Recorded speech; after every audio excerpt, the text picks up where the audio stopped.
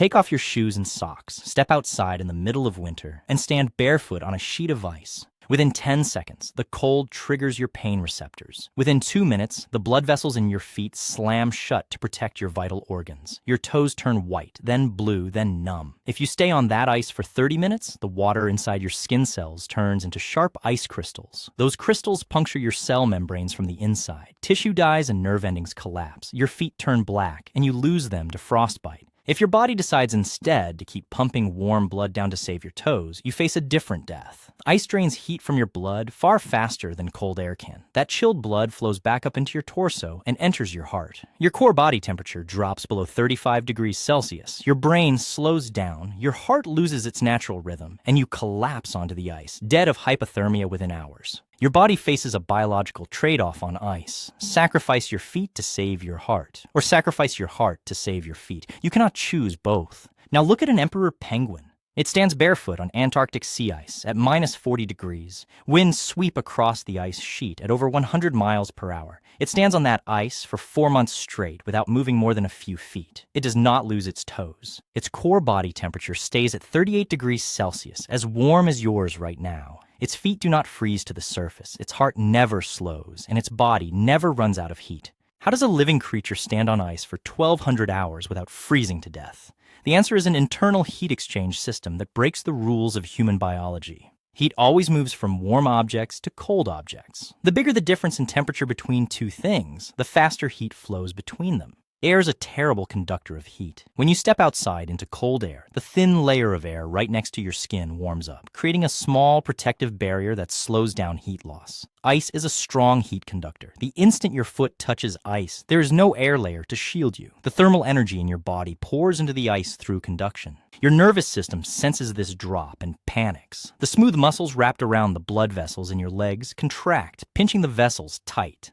This cuts off blood flow to your skin and toes, trapping your warm blood inside your insulated core, where your brain, heart, and liver live. It is a smart emergency response, but it comes with a fatal timer. Without blood carrying oxygen and warmth to your toes, those tissues freeze.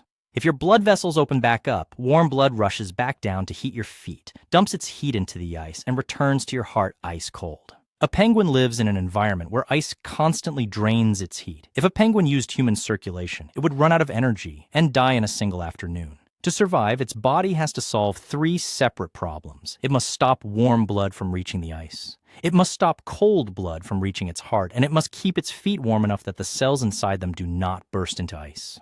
The penguin solves the first 2 problems with a piece of anatomical engineering located high up inside its upper leg, hidden under its feathers. In your body, the main artery carrying warm blood down your leg runs along one path, while the main vein carrying cold blood back up runs along a separate path. They are isolated tubes. In a penguin's leg, those vessels do not run separately. The main artery leaving the penguin's warm body core splits into a dense mesh of arterial channels. Surrounding these arterial channels is a matching mesh of veins coming up from the foot. They are intertwined so closely that they form a compact bundle of blood vessels called a heat exchanger. Warm blood leaves the penguin's body core at 38 degrees Celsius and flows down the leg through the central arteries. At the same time, ice-cold blood from the foot at 1 degree Celsius flows back up through the surrounding veins. The warm blood and the cold blood move in opposite directions, separated only by the thin walls of the blood vessels. Because heat naturally moves from warm to cold, the heat in the down-flowing arterial blood constantly leaks through the vessel walls and passes into the cold venous blood flowing up. By the time the arterial blood reaches the penguin's foot, it has already surrendered its heat to the returning veins. The blood entering the foot is no longer 38 degrees. It cools down to 1 or 2 degrees Celsius above the freezing point of water. And by the time the cold venous blood coming up from the foot reaches the penguin's torso, it has absorbed that heat back from the arteries, warming back up to core temperature before it ever touches the heart. The penguin's blood carries oxygen to its feet while leaving heat behind in its body core. Because the blood entering the foot is already chilled down to 1 degree Celsius, the foot itself drops to 1 degree. This leads to a second massive biological advantage based on simple physics. Heat loss depends on the temperature difference between 2 surfaces. If a penguin's foot were kept at body temperature of 38 degrees Celsius on ice that was minus 30 degrees, the temperature difference between the foot and the ice would be 68 degrees. Heat would pour out of the foot at a catastrophic rate. But because the heat exchanger cools the foot down to 1 degree Celsius, the temperature difference between the foot and the ice is cut in half. The rate of heat loss drops instantly by more than 50%. The foot stays cold on purpose. By keeping its feet at the minimum temperature required to avoid freezing, the penguin turns its feet into thermal buffers. They lose little heat to the ice because they have little heat left to lose. This prevents heat loss, but it creates another problem that should make it impossible for the penguin to walk. If your own hand drops to 1 degree Celsius, your fingers become stiff. If you keep your hand that cold long enough, your forearm muscles lock up. Muscles need warmth, high blood flow, and steady oxygen to contract and relax. If the muscles that control a penguin's foot were located inside a foot kept at 1 degree Celsius, those muscles would freeze stiff. The penguin would freeze stiff and could not grip the ice, walk, or escape predators. So how does a penguin walk on feet that sit above the freezing mark?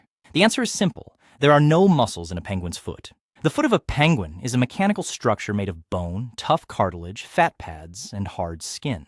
The heavy muscle that drives the foot is tucked high up inside the warm, insulated upper body, beneath the penguin's blubber layer, where the temperature remains a steady 38 degrees Celsius. Long, tough tendons extend from those warm upper body muscles, running down the length of the leg bone like mechanical control cables inside a crane. When the muscle inside the warm body contracts, it pulls the tendon, which pulls the toe. The foot itself is just a cold mechanical clamp operated by remote control from inside a warm engine room.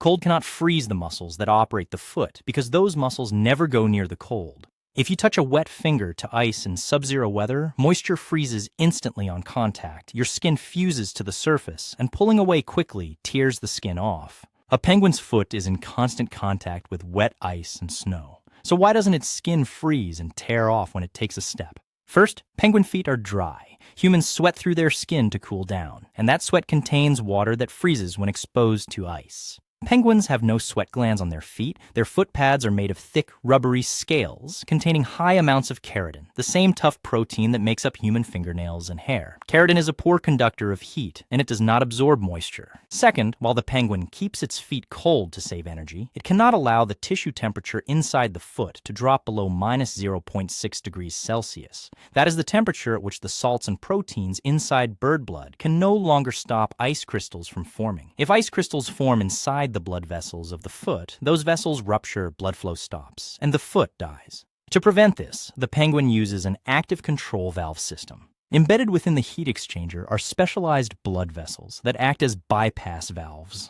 When sensors in the foot detect that the tissue temperature is dropping close to zero, the brain signals these bypass valves to open slightly. A burst of warm blood bypasses the heat exchanger and flows down into the foot, raising the temperature of the foot pads by a single degree for a few seconds.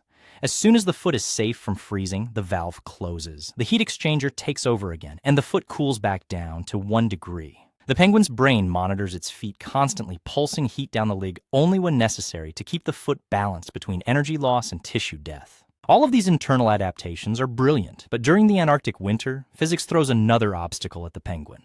An emperor penguin male stays on the sea ice through the dark winter months to incubate a single egg. He cannot leave to feed. He stands on the ice without eating for up to 120 days, relying on stored body fat. During this time, air temperatures can drop below minus 50 degrees Celsius, with wind chill taking the effective temperature far lower. Even with heat exchange and tendon-operated feet, standing flat on ice for 4 months straight drains energy. Every square millimeter of foot skin touching the ice is a pathway for heat to escape. So the penguin changes its posture. When the cold becomes severe, an emperor penguin rocks back onto its heels. It curls its front claws off the ice, lifting its toes into the air. It balances on a small, thick pad of fat at the back of its heel, using its short, stiff tail feathers for support.